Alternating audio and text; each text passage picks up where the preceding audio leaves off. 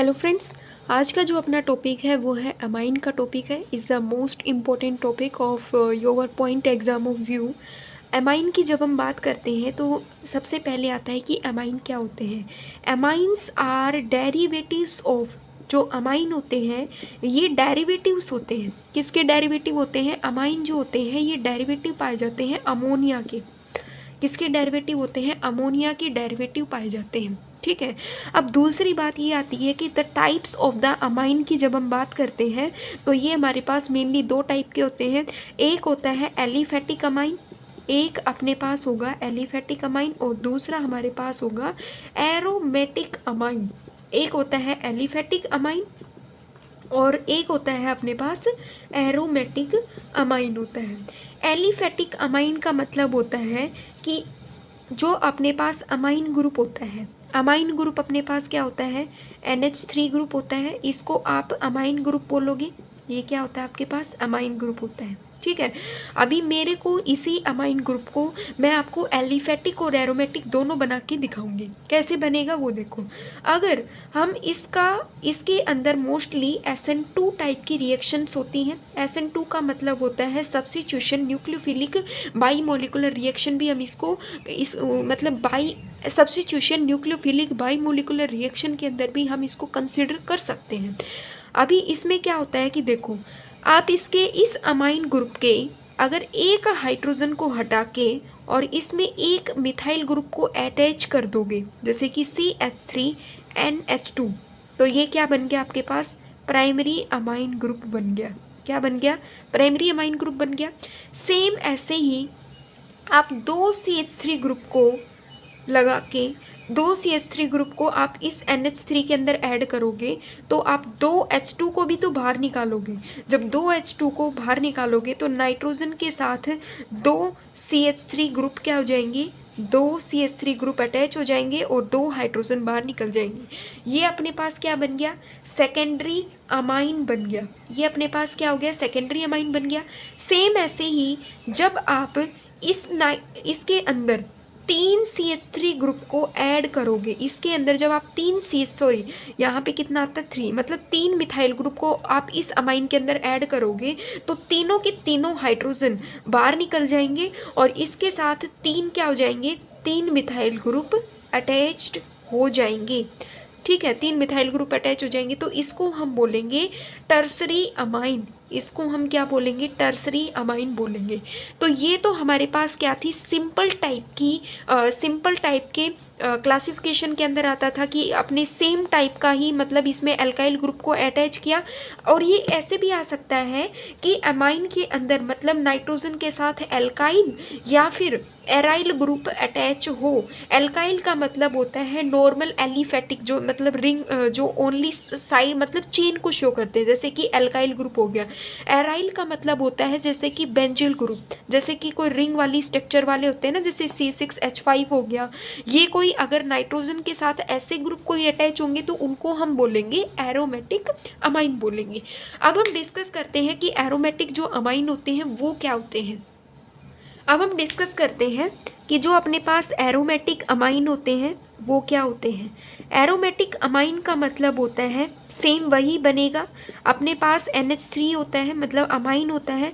इसके अंदर जब हम अमाइन में एक C6H5 को ऐड करेंगे तो इसका एक हाइड्रोजन बाहर जाएगा।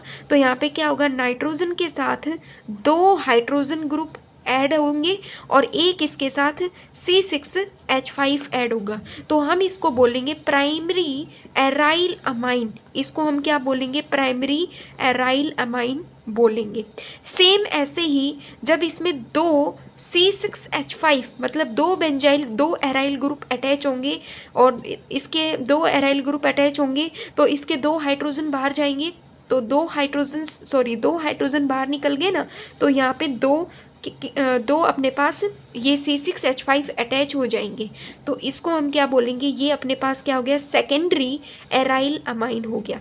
सेकेंडरी एराइल अमाइन हो गया है। सेम ऐसे ही जब आप इसके अंदर 3 एराइल ग्रुप को ऐड करोगे, 3 एराइल ग्रुप का मतलब है 3 C6H5 को जब आप इसमें ऐड करोगे तो आपके पास तीनों हाइड्रोजन तो बाहर निकल जाएंगे और यहाँ पे C6H5 और C6H5 और ये क्या हो गया C6H5 C6H5 इसमें ऐड होगा। इसको हम बोलेंगे टर्सरी एराइल अमाइन बोलेंगे। ठीक है। ऐसे ही अब हम बात करते हैं कुछ मतलब क्लासिफिकेशंस ऑफ द अमाइन के बारे में बात करेंगे कि जब आप प्राइमरी अमाइन है उसको कितने टाइप का प्राइमरी अमाइन बना सकते हो। मतलब मैंने तो ओनली ये बताया था आपको कि अगर इस नाइट्रोजन के साथ सिर्फ एक मिथाइल ग्रुप अटैच होगा, ठीक है, मतलब ओनली मिथाइल के बारे में बताया था। अब हम आगे बताएंगे कि मिथाइल, इथाइल या फिर प्रोपाइल, मतलब एक कार्बन का, दो कार्बन का या तीन कार्बन के भी अगर 3 कार्बन के मिथाइल, इथाइल या प्रोपाइल भी अगर नाइट्रोजन के साथ अटैच होते हैं तो वो प्राइमरी, सेकेंडरी, टर्सरी भी बना सकते हैं। तो वो कैसे होता है उसको अब हम डिस्कस करेंगे। अभी देखो, अगर आपके पास आपका है अमाइन ग्रुप, क्या है, अमाइन ग्रुप है। इस अमाइन ग्रुप में अगर हम कहें कि CH3 को ऐड करके, अगर मतलब सिर्फ अब हम बात करेंगे प्राइमरी अमाइन की, किसकी बात करेंगे, सिर्फ और सिर्फ अब हम बात करेंगे प्राइमरी अमाइन की बात करेंगे। प्राइमरी अमाइन का मतलब होता है यहाँ पे जब हमने मिथाइल को ऐड किया इस अमाइन ग्रुप के अंदर तो इसका एक हाइड्रोजन बाहर निकलेगा और एक इसके साथ CH3 अटैच हो जाएगा और 2 इसके हाइड्रोजन होंगे। तो अब भी ये क्या कहलाएगा, अपना प्राइमरी अमाइन कहलाएगा। सेम ऐसे ही अगर आपने C2H5 को ऐड कर दिया तो तब भी क्या होगा, C2H5 को आपने ऐड किया तब भी ये क्या कहलाएगा, प्राइमरी अमाइन ही होगा। कैसे, जैसे कि NH2 हो गया, C2H5 का मतलब है CH3CH2, ठीक है, ऐसे। तो ये भी बॉन्ड इसके साथ बनाएगा तो यहाँ पे क्या हो जाएगा CH2 और ये क्या हो गया CH3। तो इन दीज कंडीशन में भी ये क्या कहलाएगा, प्राइमरी अमाइन ही होगा। तब भी ये क्या कहलाएगा, प्राइमरी अमाइन ही कहलाएगा। ऐसे ही अगर जैसे कि हम बात करें प्रोपाइल की, CH3 CH2 CH2, अगर ऐसा कोई ग्रुप है और इसके ये कह दे कि सब्स्टिट्यूशन करके दिखाओ, इसको प्राइमरी अमाइन में कन्वर्ट करके दिखाओ, तब भी ये प्राइमरी में कन्वर्ट हो जाएगा। मतलब ये ग्रुप डायरेक्ट नाइट्रोजन के साथ अटैच हो जाएगा, नाइट्रोजन के पास 2 हाइड्रोजन ग्रुप होंगे और ये अपना तब भी क्या कहलाएगा, प्राइमरी अमाइन ही कहलाएगा और इसका एक हाइड्रोजन बाहर निकल जाएगा। तो ये फॉर्म होती है कि जब आप मतलब हम आगे इसको डिस्कस करते हैं ना कि ये मिक्स्ड फॉर्म होती है कि मिथाइल भी हो सकता है, इथाइल भी हो सकता है या प्रोपाइल भी हो सकता है। कार्बन की चेन इंक्रीज हो सकती है, उससे आप प्राइमरी, सेकेंडरी, टर्सरी के अंदर उसको कन्वर्ट कर सकते हो। ठीक है। अभी जैसे कि हम बात करें, अब हम बात करें जैसे कि ये है अपने पास नाइट्रोजन, हाइड्रोजन और इसके साथ 2 CH3 ग्रुप अटैच है। इस नाइट्रोजन के साथ same alkyl group are attach, same alkyl group attach है, same alkyl group are attached with amine, same type के एल्काइल ग्रुप अटैच्ड हैं विद अमाइन के साथ, विद अमाइन के साथ। तो इसको हम बोलेंगे सिंपल टाइप के अमाइन बोलेंगे। इनको हम क्या बोलेंगे, सिंपल अमाइन बोलेंगे। जैसे कि ये वाला है, इसमें दोनों सेम मिथाइल ग्रुप है तो इसको हम ये भी कह सकते हैं कि ये अपने पास सिंपल टाइप का सेकेंडरी अमाइन है। सिंपल टाइप का, ये अपने पास सिंपल टाइप का सेकेंडरी अमाइन ग्रुप है। अब हम बात करें जैसे कि मिक्स्ड अमाइन ग्रुप की बात करूं, अगर मैं जैसे कि अमाइन ग्रुप की क्लासिफिकेशन पेपर में आती है कि write down the classifications of the amine, तो आप उसको सिंपल टाइप का भी लिख सकते हो। ये कह सकते हो कि क्लासिफिकेशंस ऑफ अमाइन में जब हम बात करते हैं तो करेंगे ना कि क्लासिफिकेशन ऑफ अमाइन आ जाए तो हम कहेंगे कि amine are the mainly 3 type के होते हैं, प्राइमरी, सेकेंडरी और टर्सरी टाइप का अमाइन होता है। और उसमें भी आगे हम क्या कहेंगे कि वो सिंपल टाइप का और मिक्स्ड टाइप का होता है। सिंपल और मिक्स्ड की बात करेंगे तो कैसे होता है कि नाइट्रोजन के साथ एक हाइड्रोजन अटैच है, यहाँ पे CH3 ग्रुप हो गया और एक इसके साथ क्या हो गया, C2H5 हो गया। तो एक तो क्या हो गया, मिथाइल इथाइल अमाइन। तो इसको हम बोल देंगे कि दोनों ग्रुप जो है, दोनों both alkyl group are different type. दोनों के दोनों एल्काइल ग्रुप क्या है, both alkyl group are different type. दोनों के दोनों एल्काइल ग्रुप कैसे हैं, डिफरेंट टाइप के हैं। Both alkyl group are different types. दोनों के दोनों जो एल्काइल ग्रुप है वो डिफरेंट टाइप के हैं, एक मिथाइल है और एक अपने पास इथाइल ग्रुप है, तो इसको हम क्या बोलेंगे, मिक्स्ड अमाइन। इसको हम क्या बोलेंगे, मिक्स्ड अमाइन बोलेंगे। तो ये क्लासिफिकेशंस में था। क्लासिफिकेशन आई होप आपको समझ में आई होगी। अब नेक्स्ट अपने पास टॉपिक आता है नोमेनक्लेचर ऑफ द अमाइन, कि कैसे हम नाम देते हैं एलिफेटिक या एरोमेटिक वाले को। अभी जो नेक्स्ट टॉपिक है अपना, नोमेनक्लेचर को हम बाद में स्टडी करेंगे, उससे पहले एक सबसे इम्पोर्टेंट टॉपिक आता है structure of amine. Structure of amine के बारे में अब हम स्ट्रक्चर करेंगे। स्ट्रक्चर ऑफ अमाइन को पता करने के लिए एक किसी भी ग्रुप का स्ट्रक्चर पता करने के लिए हमें सबसे पहले उसकी हाइब्रिडेशन को पता करना होता है। और हाइब्रिडेशन कैसे निकलता है अपने पास, हाइब्रिडेशन क्या होता है, हाइब्रिडेशन होता है हाइब्रिडेशन होता है कितने उसने बॉन्ड पेयर बनाए, मतलब जो आपके पास मेटल है, जो आपके पास सेंट्रल मेटल एटम है, उसके पास वो कितना तो बॉन्ड पेयर बनाता है और उसके पास कितने लोन पेयर हैं। तो हाइब्रिडेशन निकालने का तरीका होता है bond pair plus lone pair, कितने वो बॉन्ड बनाता है और कितने उसके पास लोन पेयर प्रेजेंट है, उससे हम उसकी हाइब्रिडेशन को निकाल सकते हैं। किसको निकाल सकते हैं, हाइब्रिडेशंस को निकाल सकते हैं। तो यहाँ पे आता है कि जो नाइट्रोजन है, मोस्टली हमें पता है कि NH3 मतलब ये 3 बॉन्ड बनाता है, पर नाइट्रोजन के पास क्या होता है, एक लोन पेयर पाए जाते हैं और 3 इसके पास एक लोन पेयर होता है और 3 इसके पास बॉन्ड पेयर होता है। तो यहाँ पे क्या हो गया, 3 तो इसके पास बॉन्ड पेयर हो गया और एक इसके पास क्या हो गया, लोन पेयर हो गया, टोटल क्या हो गया 4। और 4 के लिए हमारे पास क्या होता है, sp3 हाइब्रिडेशन आती है। और sp3 के हाइब्रिडेशन के अकॉर्डिंग स्ट्रक्चर क्या बनेगी, टेट्राहेड्रल स्ट्रक्चर बनेगी। क्या स्ट्रक्चर बनेगी, टेट्राहेड्रल स्ट्रक्चर बनेगी। बट अमोनिया के केस में टेट्राहेड्रल स्ट्रक्चर नहीं बनेगी। क्यों नहीं बनेगी, क्योंकि देखो लोन पेयर ये इसकी क्या है, एक इसके पास लोन पेयर है और लोन पेयर को स्ट्रक्चर में कभी भी कंसिडर नहीं किया जाता है, कभी भी स्ट्रक्चर में कंसिडर नहीं किया जा सकता है। इसकी जो बॉन्डिंग होती है ना वो ऐसे होती है, मतलब ऐसे इसकी बॉन्डिंग होती है, मतलब प्राइमिडल की जैसे इसकी बॉन्डिंग पाई जाती है कि 3 इसके पास बॉन्ड पेयर होते हैं, हर एक के साथ इसकी sp3 हाइब्रिडाइजेशन होगी। ठीक है, हर एक के साथ ही sp3 हाइब्रिडाइज को शो करेगा।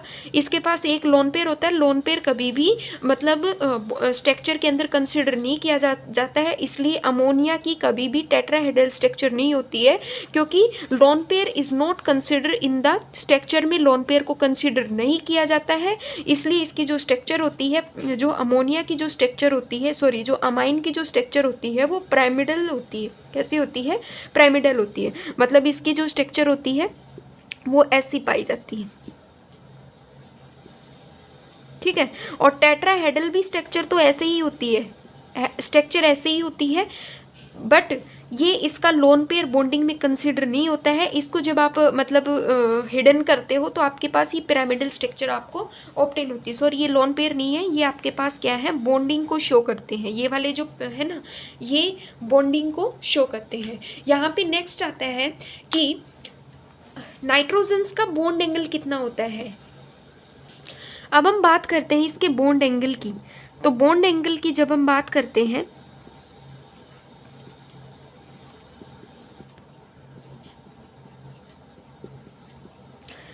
बॉन्ड एंगल बता रखा है कि अगर आपके पास बॉन्ड बताता है कि अमाइन की जो स्ट्रक्चर होगी, हम इसके साइड में, मतलब ये ज़्यादा बड़ा नहीं पूछा जाता है, ये मोस्टली 2 नंबर का क्वेश्चन पूछा जाता है कि स्ट्रक्चर ऑफ अमाइन में अमाइन की जो स्ट्रक्चर होती है वो पिरामिडल होती है। कैसी होती है, पिरामिडल स्ट्रक्चर होती है।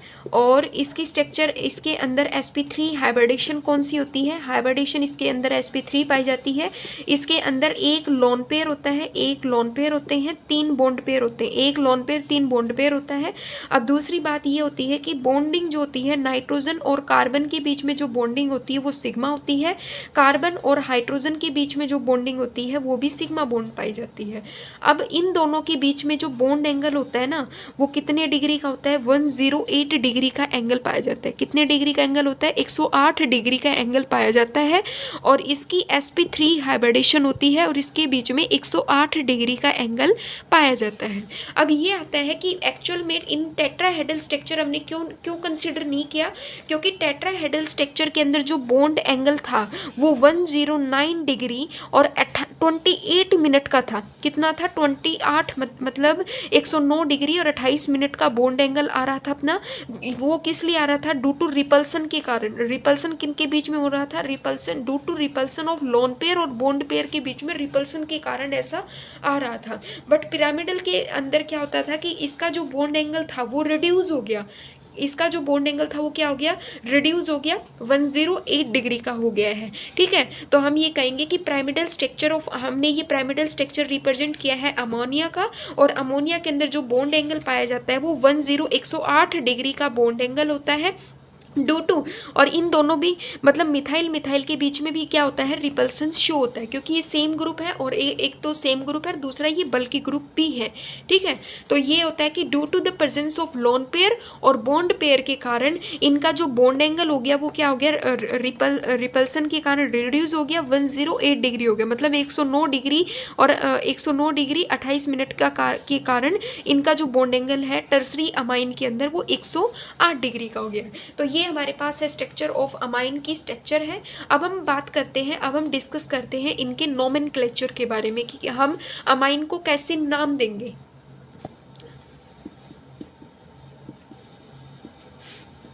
नोमेनक्लेचर ऑफ अमाइन क्या बताता है वो देखो, नोमेनक्लेचर ऑफ अमाइन बताता है कि हम किसी भी ग्रुप को जब हम नोमेनक्लेचर देते हैं तो वो दो टाइप का नोमेनक्लेचर होता है, एक होता है कॉमन नेम और एक होता है अपने पास आईयूपीएसी नेम, जिसको बोलते हैं IUPAC नेम बोलते हैं। एक होता है कॉमन नेम और एक होता है अपने पास IUPAC name, international union pure applied chemistry जिसका फुल फॉर्म है।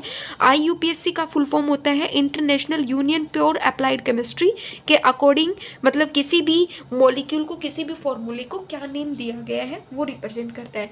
कॉमन नेम की जब हम बात करते हैं तो हमारे पास आता है जैसे कि ये हो गया मिथाइल अमाइन, इसको हम क्या बोल देंगे, जैसे कि सॉरी यहाँ पे NH2 आता है तो इसको हम क्या बोल दें, जैसे कॉमन नेम में हम बोल दें ये तो अपने पास क्या हो गया, मिथाइल ग्रुप हो गया, और ये अपने पास NH2 क्या हो गया, अमाइन। तो हम इसको कॉमन नेम के अकॉर्डिंग क्या दे देंगे, इसको क्या बोलेंगे भाई, ये अपने पास मिथाइल अमाइन है। CH3 CH2 और NH2 के अकॉर्डिंग तो ये क्या हो गया अपने पास इथाइल, मतलब इथाइल ग्रुप हो गया ना, इथेन इथेन इथेन को हम कह देंगे इथाइल, तो ये क्या हो गया इथाइल, और इसको हम क्या बोल देंगे अमाइन, तो ये अपने पास क्या हो गया इथाइल अमाइन। ऐसे ही CH3 CH2 CH2 और ये क्या हो गया NH2, तो इसको हम क्या बोलेंगे N प्रोपाइल अमाइन, इसको हम क्या बोल देंगे N प्रोपाइल अमाइन बोलेंगे अमाइन। ठीक है, तो ये अपने पास होते हैं कॉमन नेम। अब हम इसको IUPAC नेम क्या देंगे, IUPAC नेम में जैसे मैं इसको कहूँ तो ये अपने पास क्या बन गया, जैसे कि मैंने इसको कहा मिथाइल अमाइन, तो मिथाइल इसके अंदर ये अपने पास क्या है CH3 है, और सभी के अंदर सिंगल बॉन्ड है। अगर आपके पास सिंगल बॉन्ड होगा तो उसके पीछे हम एन लगाएंगे कि वो एल्केन है, डबल बॉन्ड में एल्कीन हो गया, ट्रिपल बॉन्ड में एल्काइन होता है। ठीक है, अगर डबल बॉन्ड है तो इन लगाएंगे, सिंगल बॉन्ड है तो एन लगाएंगे, डबल बॉन्ड है तो इन लगाएंगे, ट्रिपल बॉन्ड है तो आइन ग्रुप लगाएंगे, YNE, मतलब एल्कीन एल्केन एल्कीन एल्काइन, ऐसे हम उनके पीछे ग्रुप को लगाएंगे। तो इसके अकॉर्डिंग मतलब मिथाइल अमाइन का तो ये इस वाले मतलब फॉर्मूले का नेम क्या हो गया, कॉमन नेम तो हो गया मिथाइल अमाइन। अब हम इसका IUPAC नेम देंगे तो क्या होगा मीथेन अमाइन, क्या हो गया मीथेन अमाइन, इसका कॉमन नेम सॉरी इसका IUPAC नेम क्या हो गया मीथेन अमाइन, क्या हो गया इसका कॉमन नेम हो गया मीथेन अमाइन, सॉरी इसका जो कॉमन नेम है वो क्या हो गया मीथेन अमाइन हो गया। ठीक है, ऐसे ही हमने इसको कॉमन सॉरी इसका IUPAC नेम हो गया मीथेन, एन का मतलब होता है IUPAC रिप्रेजेंट करता है कि नाइट्रोजन और इस मिथाइल ग्रुप के बीच में जो बॉन्ड है वो सिंगल है, उसको रिप्रेजेंट करके यहाँ पे हो गया कि मीथेन अमाइन। ऐसे ही हम इसको रिप्रेजेंट करेंगे तो ये क्या हो गया इथाइल अमाइन, तो इसका कॉमन नेम है, और IUPAC नेम क्या हो गया इथेन, क्या हो गया इथेन अमाइन, इथेन अमाइन हो गया, क्या हो गया इथेन अमाइन हो गया। ऐसे ही इसको नाम देंगे तो यहाँ पे क्या हो गया प्रोपेन अमाइन, क्या हो गया प्रोपेन अमाइन, इसका ये क्या हो गया IUPAC नेम हो गया, ठीक है। IUPAC नेम इसका है प्रोपेनमाइन, इस वाले का IUPAC नेम है प्रोपेनमाइन और कॉमन नेम है एन प्रोपाइल अमाइन, इसका कॉमन नेम है। अब हम ऐसे ही कॉमन नेम देंगे एरोमेटिक वाले के अंदर। ये तो अपने पास किसके कॉमन नेम थे, मतलब एलिफेटिक के थे। अब हम कुछ मिक्स्ड एलिफेटिक के अंदर भी कॉमन नेम और IUPAC नेम को देखेंगे। जैसे कि अपने पास है नाइट्रोजन, नाइट्रोजन के साथ एक लगा हुआ है C2H5 और एक लगा हुआ है CH3, एक है अपने पास हाइड्रोजन। इसका अपने को कॉमन नेम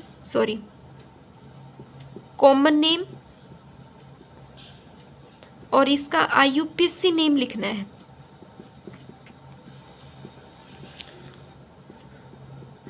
कॉमन नेम्स के अंदर अगर हम इसको डिस्कस करेंगे तो यहाँ पे अपने पास क्या होता है, एक अपने पास मिथाइल ग्रुप है, एक मिथाइल है और एक इथाइल है।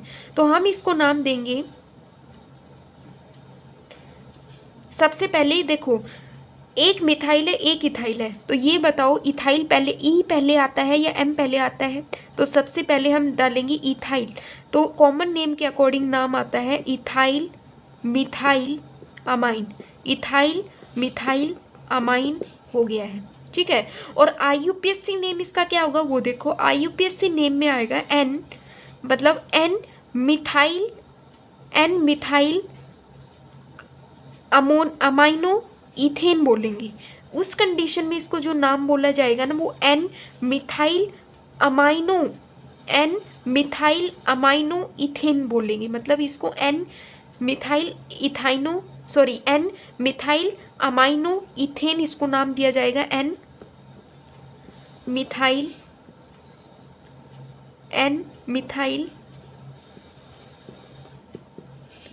अमाइनो इथेन, इसको हम नाम देंगे। ठीक है। ऐसे ही अगर आपको दे दिया जाए टर्सरी अमाइन, मतलब टर्सरी अमाइन ग्रुप दे दिया CH3 और ये हो गया CH3, तो हम इसको कॉमन नेम क्या देंगे? कॉमन नेम होगा इसका ट्राई मिथाइल, 3 मिथाइल ग्रुप है, ट्राई मिथाइल अमाइन इसका कॉमन नेम है। और इसका IUPAC नेम क्या होगा? N dimethyl amino methane, NN die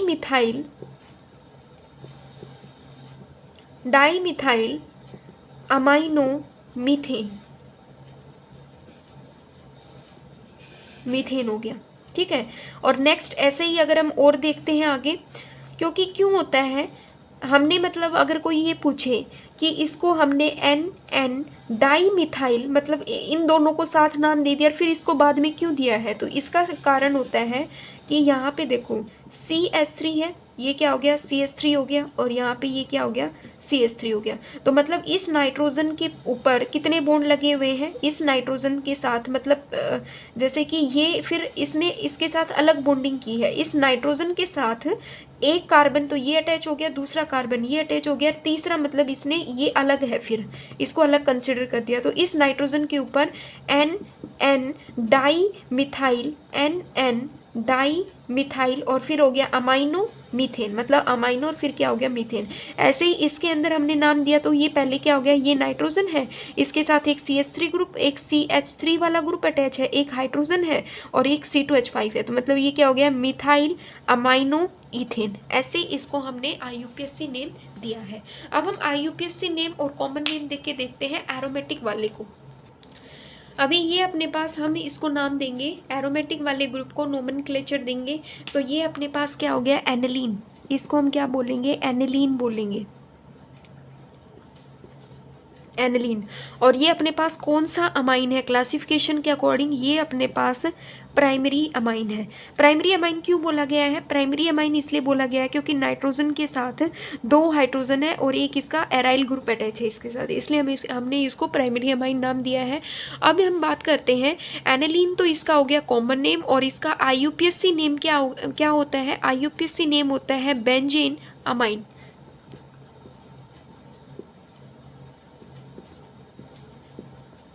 benzene amine इसका IUPAC नेम है। तो ये सिंपल टाइप का था। अब है ये अपने पास कौन सा अमाइन है, टर्सरी अमाइन है अपने पास। इसके साथ 2 एलिफेटिक ग्रुप लगे हैं और 1 एरोमेटिक ग्रुप है। तो हम इसको नाम देंगे और कॉमन नेम हम इसको क्या बोल देंगे कि ये टर्सरी अमाइन है। और IUPAC नेम इसका क्या होगा, NN di ethyl, NN di ethyl aniline, di ethyl aniline. Di ethyl aniline क्यों बोला है, क्योंकि ये अपने पास एनिलीन है, ये अपने पास एनिलीन है और इसके साथ 2 क्या लगे हुए हैं, इथाइल ग्रुप, तो NN डाई इथाइल एनिलीन बोलेंगे।